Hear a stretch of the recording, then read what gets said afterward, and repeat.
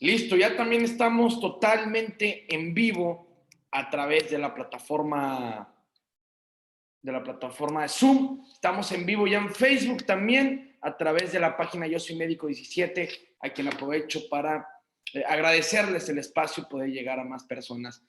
De antemano me disculpo un tanto por la voz, estoy un tanto afónico, pero con la misma energía, las mismas ganas de presentar y ser parte de este gran proyecto, de ser parte de este gran programa, La Voz del Residente. Hoy martes en ginecobstetricia tendremos un gran doctor, Luis Julián Ortega Ramos. Vamos a presentar un gran tema, pero antes de él les recuerdo que nos siguen en redes sociales, Facebook, La Voz del Residente, Instagram, La Voz del Residente. Estamos en YouTube como Medical Legal Center. Se suscriben y van a tener todos los martes contenido de ginecobstetricia. A lo largo de la semana también se subirán otros contenidos de diferentes temas también de valor. Les recuerdo la dinámica. Nuestro gran doctor invitado, el doctor Luis Julián, tendrá 30 minutos para exponer su tema. Al terminar, pasaremos con nuestro gran mentor, el doctor Jorge Montalvo, para complementar la charla. Posteriormente, y para concluir, estaremos con el mejor público que existe, que son los residentes en ginecobstetricia, para que hagan sus preguntas a través del Zoom o del Facebook, para los que nos están viendo en Facebook.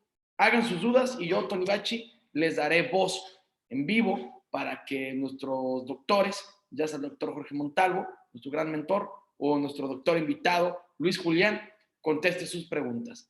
Antes de empezar, me quiero dirigir a los jefes de residentes. Si usted que me está viendo es jefe de residentes y requiere una de las pláticas de Medical Legal Center, ya sea para capacitar o para adiestramiento en temas médico-legales, no duden en contactarnos y solicitarla sin costo alguno al correo atención.mlc@gmail.com. Atención sin acento, .mlc@gmail.com, y con mucho gusto damos esta plática sin costo en este momento de pandemia. Bueno, le doy presentación a nuestro gran doctor Luis Julián Ortega Ramos, egresado de la Universidad de Xochicalco, Ensenada. Actualmente es R4 de ginecología y obstetricia y actualmente se desenvuelve en el Instituto Mexicano del Seguro Social y en el Centro Médico Nacional del Noreste. Adelante, doctor Luis Julián, ¿estás por ahí? Bueno, buenas tardes, dependiendo de donde nos vean. Pues muchas gracias por la invitación para desarrollar este tema. Gracias a todos los que hacen posible esto, a Medical Legal Center. Pues muchas gracias por la invitación. ¿Sale? Vamos a empezar a devolver el tema. Y pues conforme pues tenemos el periodo para la exposición y posteriormente veremos pues la sesión de preguntas y respuestas. ¿Sale? Perfecto.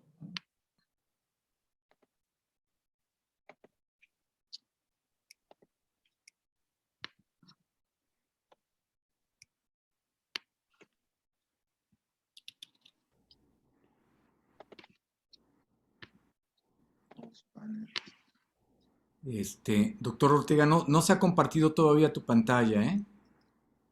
Ok, déjame ver.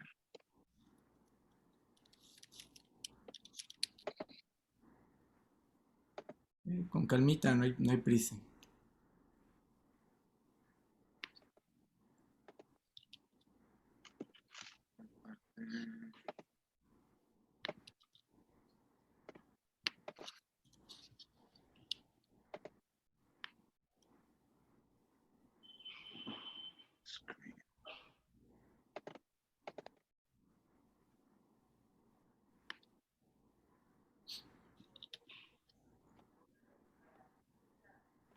Listo, nomás no vemos la presentación.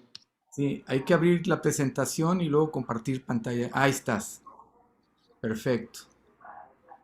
Listo, ahí ya se ve la presentación. Sí, perfecto. Nomás habla en grande, Ahí ándale. está. Ok, pues vamos a iniciar a desenvolver este tema. Sale que pues es de suma importancia, es de los temas más relevantes en ginecología obstetricia. Y pues también pues de aquí serían también otros temas que vamos a ir viendo, ¿sale? Bueno, vamos a hablar en general de la epidemiología en México como tal.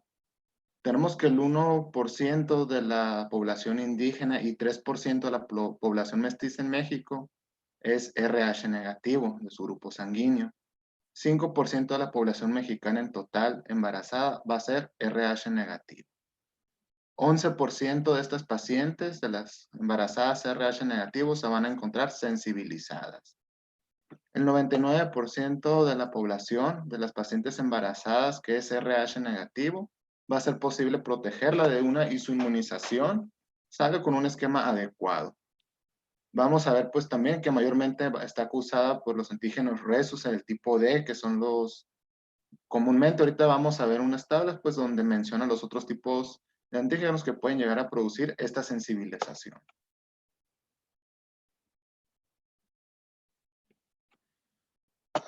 Okay. Pues en la tabla vamos a tener que comúnmente la sensibilización de los antígenos de superficie, de los hematíes fetales, ¿sale? Se van a ver afectados por el sistema rhesus, principalmente el D en un 96%.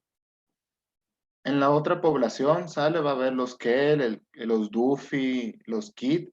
Sin embargo, pues es de mayor relevancia el rhesus. Y aquí en México únicamente pues aplicamos el screener para el rhesus. En Estados Unidos, en ciertas partes de Europa, es posible identificar los otros tipos de anticuerpos causantes de la anemia fetal. Sin embargo, en México y en la mayoría de los pacientes de América Latina, únicamente nos enfocamos en el rhesus.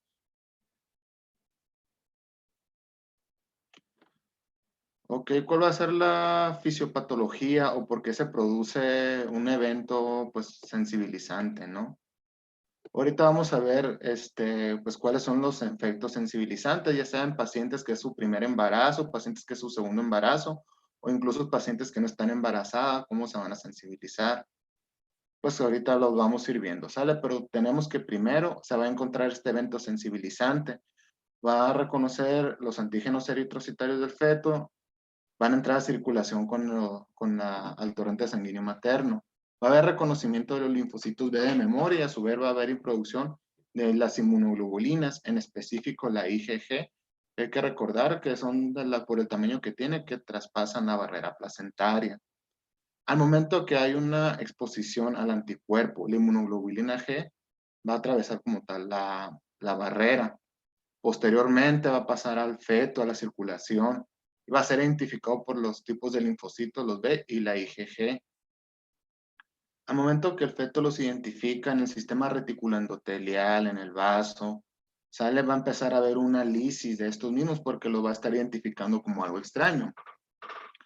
Posteriormente se van a activar ciertos mecanismos reguladores de la hemólisis, lo cual nos va a llevar a una hepatoesplenomegalia, crecimiento tanto del vaso como del hígado, que esto también va a producir una serie de cambios que va a llevar a una hipertensión portal.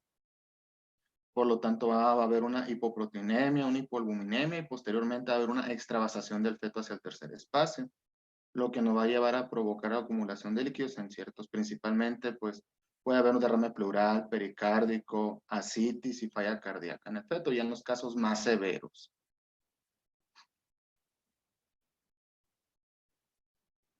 Ok, ahora vamos a ver cuáles son estos eventos sensibilizantes, los cuales nos puede pues llevar a producir pues la inmunización. Tenemos los abortos y amenazas de aborto en madres que son RH negativo, padres que son RH positivos o donde se tiene duda de la paternidad.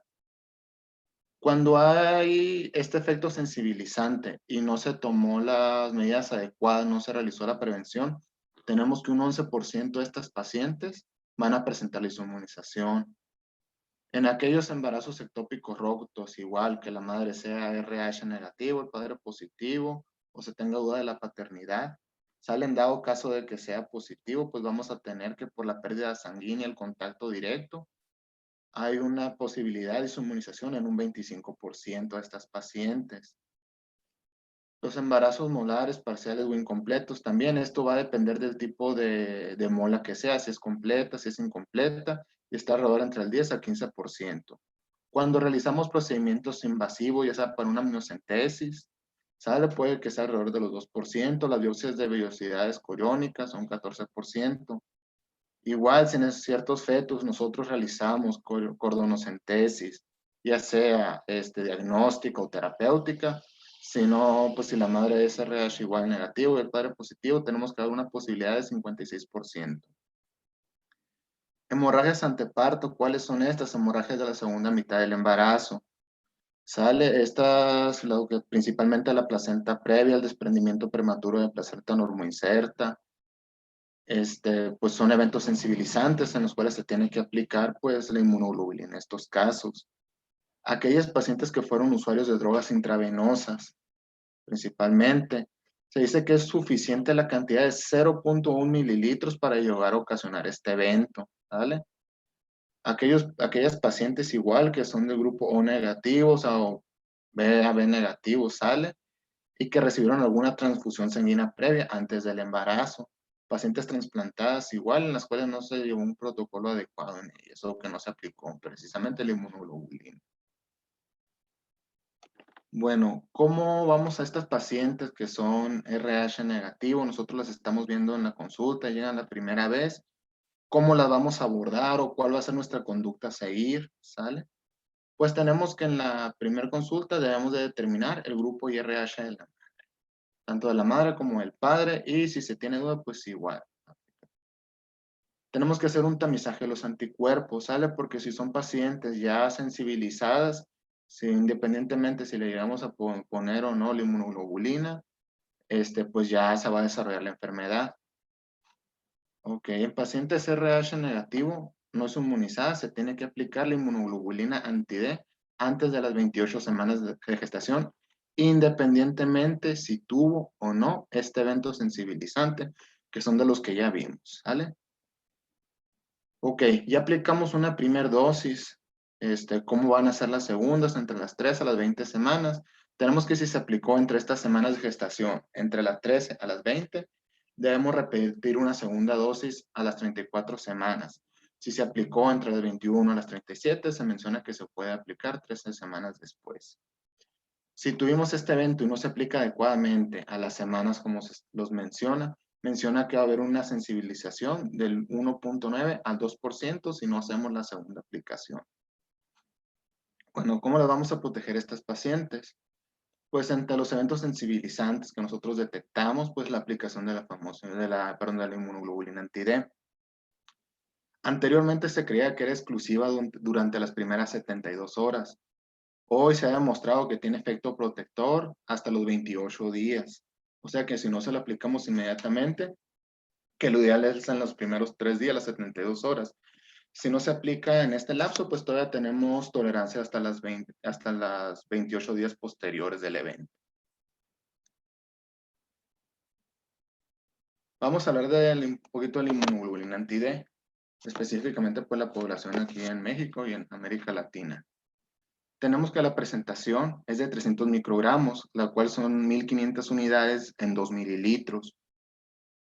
Una inmunoglobulina con la preparación, como se menciona anterior, tiene la capacidad para filtrar 30 mililitros de sangre o 15 centímetros de células como tal rojas. Menciona que se debe aplicar las primeras 72 horas posparto o ante un evento sensibilizante. En las amenazas de aborto hay diferentes esquemas que ahorita los vamos a ver, pero se aplica media dosis, que es la media ámpula, antes de las 12 semanas. En los embarazos molares, parciales o incompletos, se aplican las 300 microunidades. En pacientes que realizamos cordonocentesis, 300 microunidades. En las biopsias coriales, pues se menciona que se puede aplicar en semanas menores a las 12, 150 microgramos. Ok, esto es pues en estos eventos, ¿sale? En caso que haya hemorragias en la segunda mitad de embarazo, los cuales son desprendimientos prematuros de placenta normoinserta, placenta previa, traumatismos, hematomas placentarios, hay un test que se realiza, la prueba de Clay-Hauer, que también se toma en cuenta el test de Rosette, ¿sale? Este generalmente no se realiza aquí en México, pero en otras partes, pues sí, que se hace el cálculo para estimar la cantidad de mililitros fetales que transcurrieron al torrente circulatorio materno. Ok, después estas tablitas donde menciona las diferentes esquemas, según las asociaciones más importantes de ginecología y obstetricia. ¿Sale? Toma en cuenta lo que es la Asociación Americana de Ginecología y Obstetricia. la SOC, que es la Sociedad Canadiense, la Royal College de Ginecología y Obstetricia y la Asociación Australiana y Neozelandesa. ¿Sale? Tenemos que, pues, de rutina a todas estas pacientes, pues, se les va a iniciar la profilaxis. ¿Sale? En todo se toma el screening para saber si están sensibilizantes, ¿sale? En todas ellas. ¿Qué es lo que cambia según esto? Ok, el tratamiento en aquellas pacientes, en el parto, en el anteparto, pues vamos a manejarla, ¿no? ¿Qué es lo que me dice la COC? Que en un anteparto entre las 28 semanas, como ya mencionamos, en aquellas pacientes que no están sensibilizadas, se va a aplicar la dosis de 300 microgramos. ¿Qué es lo que dice la sociedad canadiense? Menciona que después de antes de las 28 semanas, igual se pueden aplicar los 300 microgramos o las 1500 unidades. Y entre las 28 a las 34 semanas, pues se puede aplicar 120 unidades. ¿Qué es lo que nos dice la Royal? Igual, 28, antes de las 28 semanas, la dosis completa de 300 microunidades. Entre las 28 a las 34 semanas, 120. ¿Qué es lo que nos dice la australiana y la neozelandesa? Que igual entre la semana 28 a la 34 se pueden aplicar 125 microunidades. En el posparto todavía no los están manejando, que debería ser lo ideal antes de las 72 horas. Sin embargo, si se perdió esta dosis, se puede aplicar hasta los 28 días, según la COG, según la canadiense. La Royal nos menciona que hasta los 10 días, ¿sale?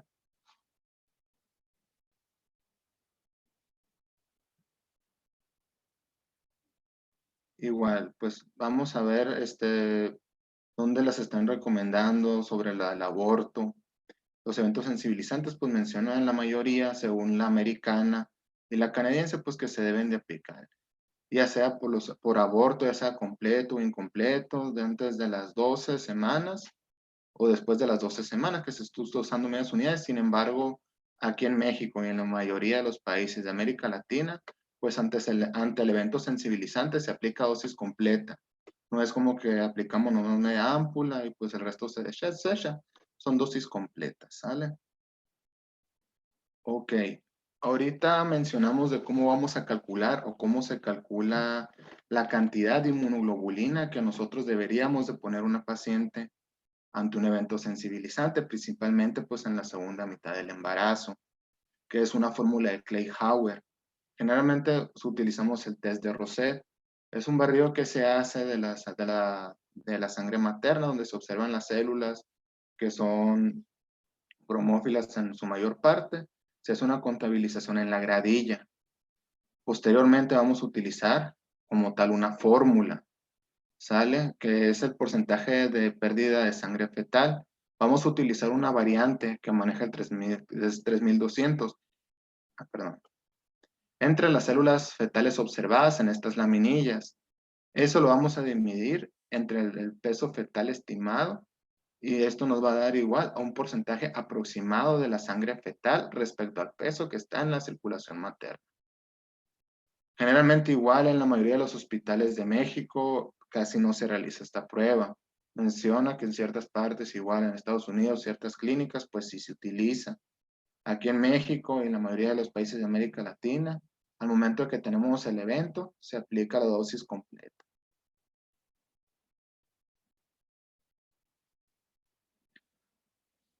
Bueno, ¿cómo vamos a manejar estas pacientes, las titulaciones de los antígenos en estas madres que ya están inmunizadas? Bueno, ¿para qué nos sirven o para qué son las titulaciones? Pues es la cantidad pues, de la concentración que se va a encontrar en la sangre materna. Para considerarse un título positivo, menciona que varía entre las instituciones de 1 a 8 o de 1 a 32, dependiendo cuál sea. Tenemos que ante cada evento sensibilizante se va a repetir cada mes hasta las semanas 24, después puede ser cada 2 semanas. En pacientes que tenemos con placentas previas que están sangrando constantemente, que hay un evento constante, se debe repetir cada 3 semanas durante la gestación. Esto nos va, ¿para qué nos sirven las titulaciones? Vamos a clasificar las pacientes entre el alto y bajo riesgo. Dependiendo de esto, va a ser el seguimiento y la mortalidad de los fetos de las madres que están sensibilizadas. Ok, tenemos que los anticuerpos, cuando la titulación es menor de 1 a 16, hay un 10% de mortalidad. Y en estos pacientes debemos de realizar un seguimiento cada 4 semanas. ¿Cómo lo estamos haciendo? Pues con un ultrasonido obstétrico general, así como la flujometría de la arteria cerebral media, que ahorita vamos a hablar un poquito más adelante de ella. Bueno, tenemos que las titulaciones de anticuerpos de 1 al 32 van a tener un 25% de mortalidad. Los anticuerpos que tienen titulaciones de 1 a 64, pues un 50% de mortalidad fetal. Y los anticuerpos de 1 a 128 vamos a tener un 70% de mortalidad fetal. Como ya vimos, lo vamos a clasificar en pacientes de bajo riesgo, en los cuales pues los títulos, pues vamos a dar seguimiento obstétrico con medidas generales. Ya en pacientes de alto riesgo o de riesgo moderado, pues hay que hacer, pues dependiendo de los índices de pulsatividad de las áreas cerebral media, cómo vamos a estar haciendo estos seguimientos. Menciono que el de riesgo moderado hacia adelante se debe hacer cada tercer día, 2 veces por semana. Igual menciona que la inmunización tipo RH y los que no son los tan comunes, pues se debe de realizar. Alto riesgo tiene que ser de 2 a 3 veces por semana la medición.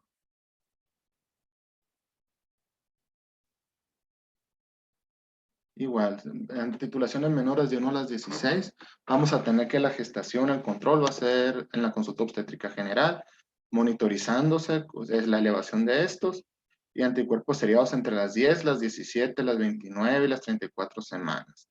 Y ahí se puede ver, o sea, si se quedan en pacientes que son de bajo riesgo o las vamos a pasar a alto riesgo.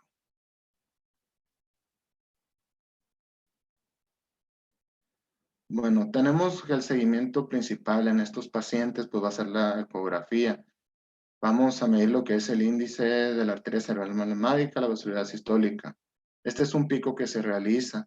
En estos fetos que ya tienden a producir anemia por la hemólisis que se está realizando, hay un mecanismo regulador en los cuales pues, hay un mayor gasto cardíaco en el feto, disminuye la viscosidad de la sangre. Esto nos va a aumentar el flujo. El flujo nosotros lo medimos por múltiplos de la mediana. Ya dependiendo de la alteración igual de los flujos de los múltiplos de la mediana, nos va a servir a nosotros para clasificarlo, cómo lo vamos a estar el control. Ok, otra manera en la que se medía, esto lo pusimos porque en ciertas partes todavía lo menciona, la curva de Lillet y la espectrofotometría. Esta, pues por la misma hemólisis que está pasando, hay una eliminación de bilirrubinas del feto.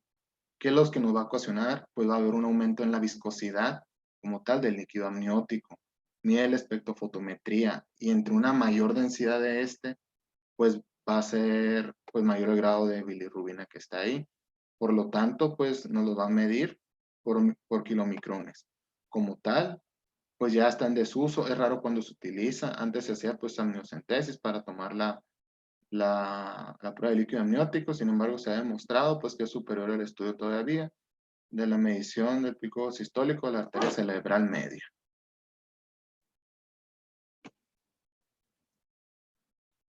Ok, bueno, como tal, la velocidad sistólica máxima de la arteria cerebral media va en porcentaje a las semanas de gestación. Lo vamos a expresar como múltiplos de la mediana. Tenemos que un valor mayor a 1.5 múltiplos se va a detectar en casos de anemia moderada severa. Tiene una sensibilidad del 88%, especificidad del 82%. Hay ciertas tablas, ¿sale? Que se maneja según Clínica Barcelona, también la Cox, ¿sale? Pues dependiendo de las mismas, sin embargo, consigue que mayor de 1.5, pues ya detecta casos de anemia moderada.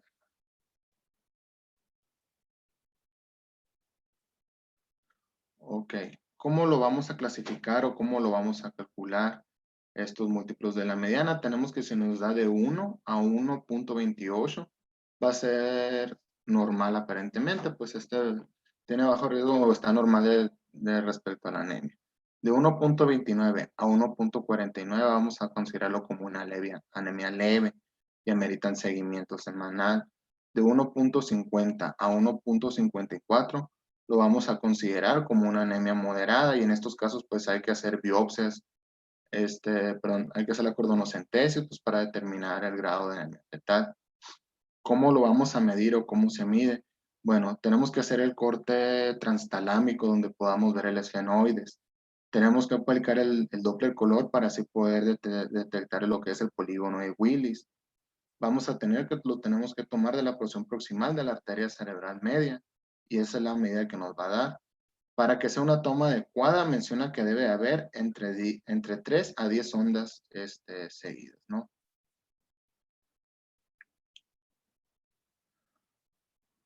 Bueno, ¿cuáles van a ser los signos que nosotros vamos a encontrar por medio de de una ultrasonografía, ¿no? Vamos a encontrar signos directos y signos indirectos, ¿sale? ¿Cuáles son los signos directos que vamos a buscar intencionadamente en aquellos fetos que nos están marcando de moderado a alto riesgo? Aquellos fetos que tienen doble halo cefálico, aquellos fetos con derrame pleural, derrame pericárdico, hepatosplenomegalia, ascitis, hidrocele, que ya vamos a considerar un hidros con que tenga mayor, o sea, contenido de líquido en más de 2 compartimientos. Signos indirectos que nos van a obligar a buscar los signos directos en aquellos pacientes que detectamos polidramios, placentomegalia, aumento del diámetro de la vena umbilical.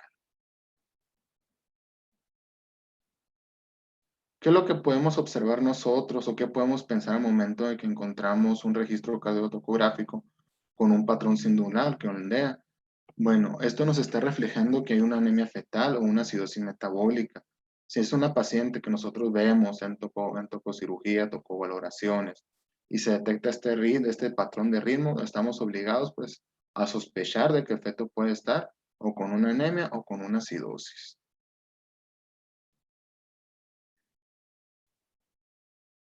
Bueno, en estos fetos, ya con anemia moderada, ¿cuál va a ser la conducta a seguir? Bueno, en estos fetos que nosotros hicimos la cordonocentesis y detectamos que evidentemente es una anemia fetal, pues tenemos que valorar la transfusión fetal. Tenemos que disminuir la mortalidad perinatal del 16% en los casos moderados a un 2%. Como lo vimos, se realizará en fetos con anemia moderada a severa y en aquellos fetos que ya detectamos hidro. En aquellos fetos que nosotros detectamos anemia sin hidrops, la tasa de supervivencia va a ser mayor al 94%. En estos fetos que nosotros detectamos hidrops, y también con una transfusión fetal, tenemos que va a haber una supervivencia mayor al 74%. Se sugieren estos fetos la última transfusión a las 35 semanas y valorar la interrupción en el embarazo. Igual, en fetos mayores que no hemos transfundido a las 34 semanas, pues hay que valorar la interrupción del embarazo y ver si se le puede ofrecer por más medios externos.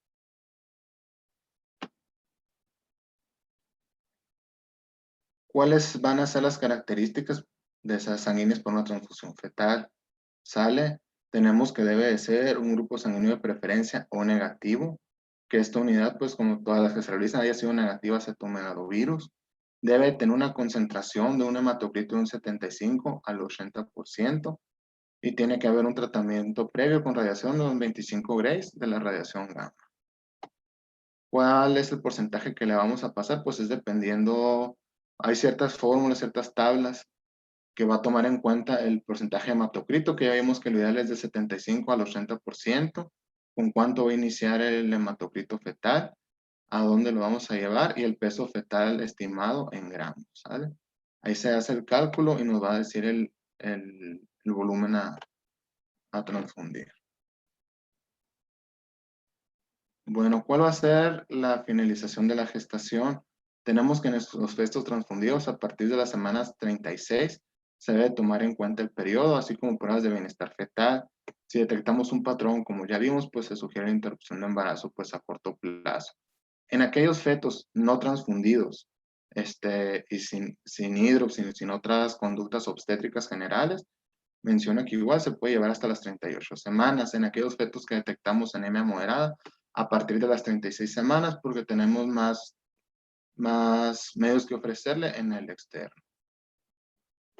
Tenemos que la vía, o sea, no es una indicación para parto cesárea el hecho de que tenga el grado de anemia. Sin embargo, hay que ver las conductas obstétricas generales y una vigilancia estrecha intraparto. Y en aquellos fetos con anemia severa, con hidros, que ya tienen un registro cardiotocográfico inusual, pues va a ser considerada pues la interrupción vía abdominal. Y bueno, es un tema muy extenso, tratamos de hacerlo lo más resumido y abarcar todos. No sé si vaya pues a la sesión de preguntas y Muchas respuestas. gracias, Julián. Muy desmenuzada la presentación. Lo acabas de decir y cerrar con eso es muy amplio. Entonces creo que para términos y propósitos del programa yo te pongo un 10 de 10. Pero para eso tenemos a nuestro doctor mentor Jorge Montalvo, quien le doy la bienvenida y decirle que el gusto es siempre estar con él los martes. Adelante, doctor Jorge. ¿Qué tal? Buenas tardes, noches. Tony, como siempre, mucho gusto que te mejores pronto. Al doctor Ortega, realmente, fíjense que el otro día platicaba yo con unas gentes, perdón la digresión antes del comentario. Afortunadamente cada vez más gente se está viendo esto porque creo que es un foro que está permitiendo no solo a los residentes, sino a los mismos especialistas y sobre todo a aquellos que tienen grupos de formación, aquellos que están encargados de la formación de especialistas, de los nuevos, de las gentes que nos van a ir sustituyendo en los próximos años en todos los aspectos de la especialidad. Y estábamos platicando con agentes, inclusive platicaba yo con el presidente de la Federación Mexicana de Ginecología, el doctor Cuauhtémoc Celis, de la importancia que está teniendo esto, ¿no? Dos cosas son trascendentes. Uno, primero, que los futuros especialistas o los ya casi especialistas, como es el caso del doctor Luis Julián Ortega, que está a un tril de terminar su residencia y seguramente hacer algo más, sino también de cómo compartir el conocimiento, cómo se van fogueando nuestros nuevos especialistas y sobre todo también algo que creo que es muy importante, cómo están los protocolos, las currículas de educación en la especialidad. Es decir, les comentaba yo que gracias a Dios muy pues agradablemente sorprendido de la calidad de las presentaciones que hemos estado escuchando en estos últimos meses. Esto no ha sido la excepción. Felicitar nuevamente al doctor Ortega porque realmente es un tema maravilloso, la inmunización. Es algo que, como hemos platicado antes, es de esos temas que a veces la gente como que sí sabe, pero no sabe. Es decir, todo el mundo decimos, sí, inmunización, el RH, y la verdad que es un tema muy importante por dos aspectos. Uno, porque hay que conocer muy bien cómo es la respuesta inmunológica respecto a esto, cómo está el intercambio entre bebé y mamá, es decir, este intercambio materno-fetal, que a veces es mucho más complejo de lo que quisiéramos pensar, cómo existen una serie de múltiples factores que pueden generar este tipo de problemas y que desafortunadamente pueden tener repercusiones muy malas para la gestación presente, como también muy malas para las gestaciones futuras. El otro aspecto que creo que es muy importante es el hecho de cómo lo estamos previniendo. No lo estamos diagnosticando con la frecuencia, como nos decía el doctor Luis Ortega, no lo estamos diagnosticando con la frecuencia. Hay muchos casos que siguen pasando por alto. Hay pacientes que estamos encontrando ya desafortunadamente inmunizadas cuando debió haberse prevenido. Él nos ponía en una de sus transparencias que esto es una alteración que se puede prevenir pues casi más del 90%. Creo que nos hizo una revisión muy interesante y yo quisiera insistir nada más antes de entrar a las preguntas en algunos aspectos rápidamente. Primero, existen una serie de factores sensibilizantes muy importantes, pues casi todos ya nos los mencionó Luis. Nada más yo no quisiera dejar pasar a algunos que a veces se hacen y no les damos tanta importancia como pudiera ser pues los traumatismos abdominales. Él nos dijo de traumatismo abdominal, pero a veces pensamos que tiene que ser a veces un verdadero accidente terrible para que esto suceda y la verdad es que no necesitan ser accidentes tan importantes, sino realmente que existe un traumatismo abdominal donde la paciente nos refiera que hubo un golpe de cierta magnitud y que aparentemente no pasó nada y que le dimos pues poca importancia, ¿no? Generalmente estamos esperando a ver si hay una ruptura o si hay una hemorragia para entonces hacer algo. Pero esto es importante y es importante porque hace unos 3, 4 años se hizo una revisión en la sierra entre Querétaro y el Estado de México, donde es muy común que las parteras hagan versiones externas. Los ginecólogos no hacemos mucho aquí en México, pero en otros países sí se hace. Pero aquí la medicina tradicional sigue haciendo estas versiones externas supuestamente para acomodar a los bebés. las mujeres refieren a veces que fueron a sobarse. Y esto es un dato que puede implicar un riesgo de sensibilización y que a veces como que simplemente nos reímos y no les damos tanta importancia. Hay procedimientos que realizamos no tan frecuentemente, pero que también en un momento dado se han descrito y que creo que también es importante no olvidar: los circulajes cervicouterinos en relación a la prevención de incompetencia cervical pueden generar este tipo de problemas. Y finalmente, pues algunos procedimientos, ya nos habló el doctor Ortega de la cordocentesis, pero algo que cada vez vamos a ver más y que también tenemos que estar recomendando, afortunadamente son procedimientos que se hacen en centros de alta especialidad, donde esto lo cuidan mucho, pero pueden ser, por ejemplo, algunos estudios, por ejemplo, las fetoscopías son factores de riesgo. A veces la manipulación, el otro día platicaba yo con unas gentes que estaban haciendo una amniotransfusión y les decía: abusados, no es nada más el riesgo de infección, sino otro tipo de padecimientos que se pueden generar con esto. Otro aspecto que quisiera yo insistir mucho, se ha relacionado sobre todo en Francia y en España, la extracción manual de la placenta como un factor sensibilizante.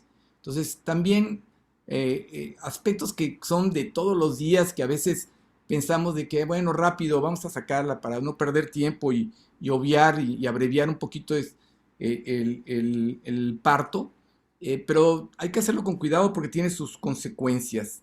Finalmente, el test que nos mencionó no se hace aquí, a mí me tocó verlo en Estados Unidos, que es esta prueba de Klein-Hauer. La prueba de Klein-Hauer es una se llaman citometrías de flujo.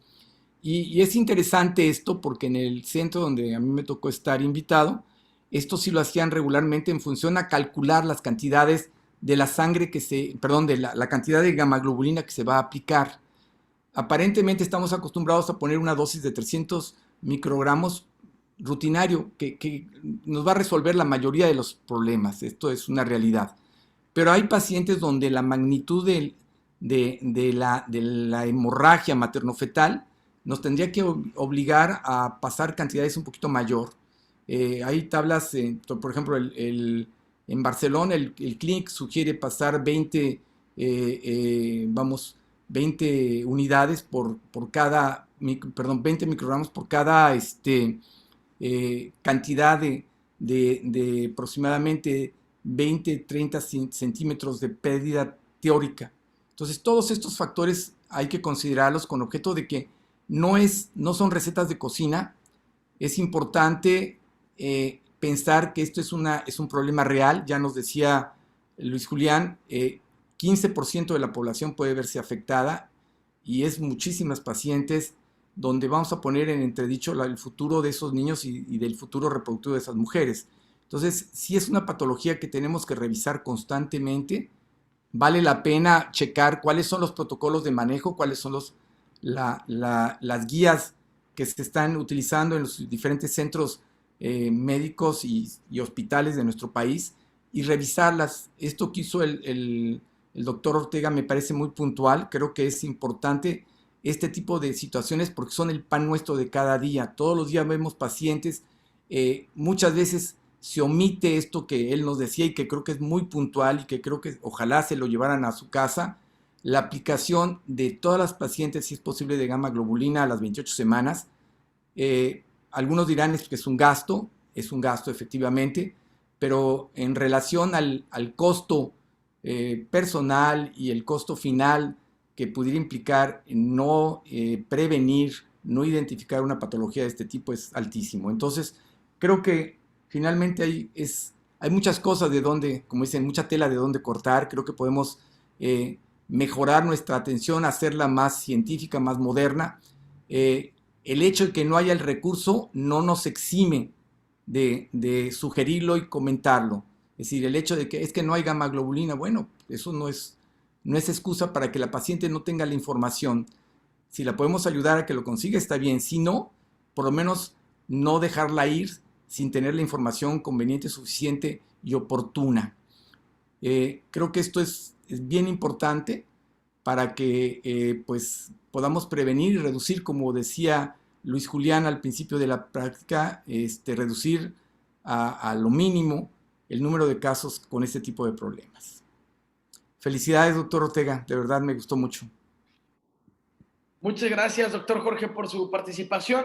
Por el momento veo más saludos, felicitaciones que preguntan.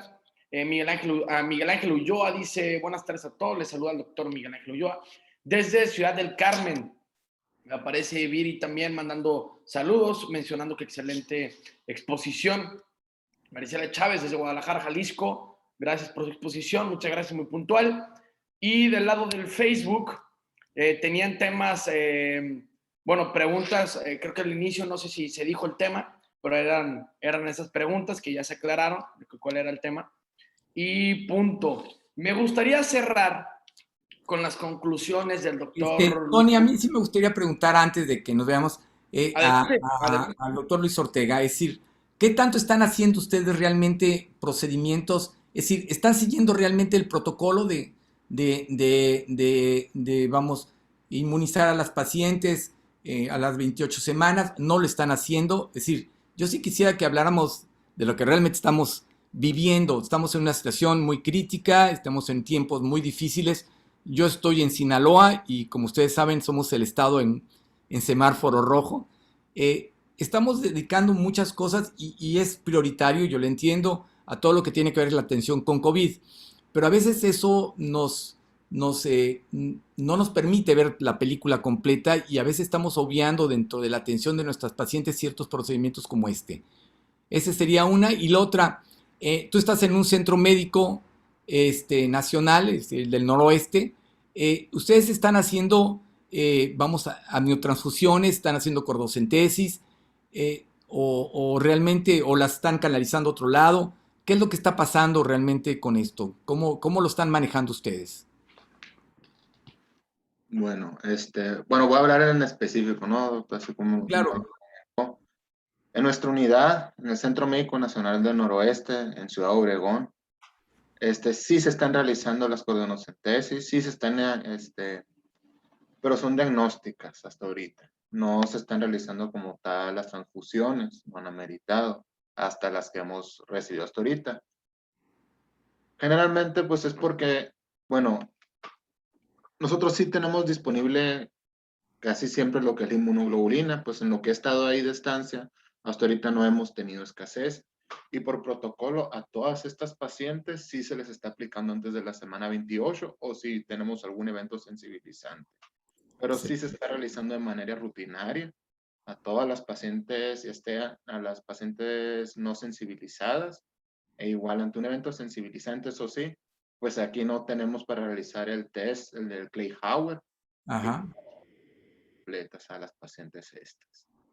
No es como que, pues especifican lo que es ACOG en la Royal, que antes de las 12 semanas, media dosis, después de las 12, aquí las ponemos a todas completas, ¿sale? No es como que vamos a desperdiciar, y generalmente por screening sí se la estamos poniendo a las 28 semanas, pero en el servicio de medicina materno-fetal de nuestra unidad, sí estamos realizando esos procedimientos.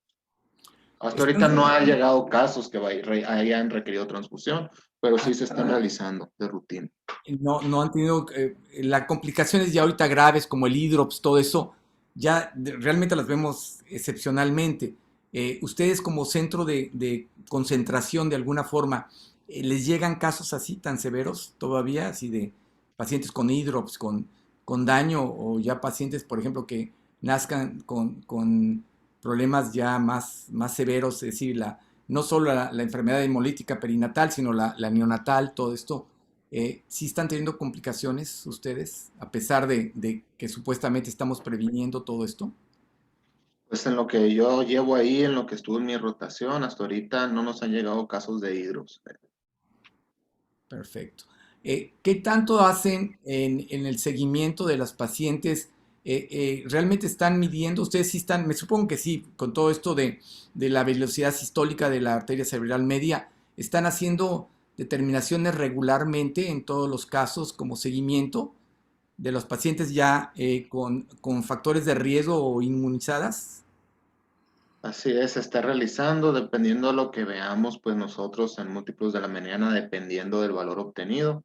Es pues como las clasificamos. Si ya son de riesgo moderado o alto, pues ahí determinamos si las vemos de 2, inclusive cada 3 veces por semana.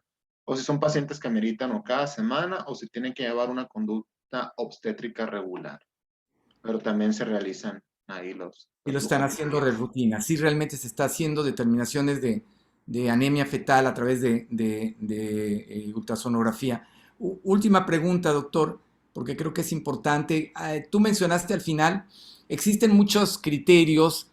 Si nos vamos por ejemplo, las guías del clínico del American College o del Royal College o de la Sociedad Mexicana de Medicina, perdón, la Sociedad Internacional de Medicina Fetal, etcétera, tienen criterios que varían un poquito en relación a la edad de terminación del embarazo y la vía del embarazo. ¿Ustedes qué están haciendo? ¿Están terminando los embarazos a las 36, 37, 38 semanas? De acuerdo a la experiencia que estás teniendo tú, ¿están llevando más las pacientes a parto o están terminando los embarazos por vía abdominal? ¿Cómo lo están viviendo ustedes esto ahí en el Centro Médico del Noroeste? Ok, pues igual no es como receta de cocina, ¿no? Todas las vamos a interrumpir por parto, estas por cesárea. Individualizamos cada caso según sea la condición. En pacientes que son de bajo riesgo y no hay alguna otra condición materna por una interrupción, se pueden llevar hasta las 38 semanas. Ya posteriormente, pues se debe escoger la vía, ya sea si va a ser por trabajo de parto o inducción o sea alguna condición obstétrica general para interrupción vía abdominal. Aquí es importante igual valorar el riesgo-beneficio, más que nada en aquellas pacientes arriba de las 34 semanas. ¿Qué tan factible es llevar esos embarazos a término? Ver riesgo-beneficio y si tenemos mejores medios por ofrecerle por fuera terminando el embarazo. Si vemos, no sé, un feto con anemia severa que está con hidros, ya son 34 semanas, que empieza a tener alteraciones en un patrón sinusual en el registro cardiotocográfico, pues son fetos que interrumpimos ya vía abdominal para ofrecerles mejores medios por fuera, en vez de pues, optar por alguna transfusión. Perfecto. Bueno, ya nada más, antes de que se me olvide, recordar, acuérdense mucho, jóvenes, doctores, doctoras, no perder de vista todo lo que tiene que ver con inducción de madurez pulmonar en estas pacientes de manera temprana y oportuna, con objeto de poder tener herramientas para, como dice el doctor Luis Ortega, tomar decisiones obstétricas, materno-fetales, y valorar la interrupción oportuna del embarazo, ¿no? Nada más para que no se nos pase. Muchas gracias, Tony. Muchas gracias, doctor Jorge. Seguimos con los comentarios por parte de Carolina Fimbres. Excelente exposición. Saludos desde Hermosillo, Sonora. Raquel Hernández dice, excelente exposición, todo muy claro. Saludos también por parte de la doctora Edith de Yucatán. Ay, qué padre. Saludos a Yucatán. ¿Perdón? No, saludos a Yucatán, digo. Saludos a Yucatán, claro que sí. Gallego Lupita en Facebook pone gracias, excelente tema, saludos desde Monterrey. Y Julie Ramos Arreola pone excelente información. Son los comentarios que me quedaron pendientes. Me gustaría ya para modo de concluir, conclusiones por parte de Luis Julián Ortega, ya algún consejo, algo que quiera añadir y cerramos con el doctor Jorge Montalvo. Adelante, doctor Julián.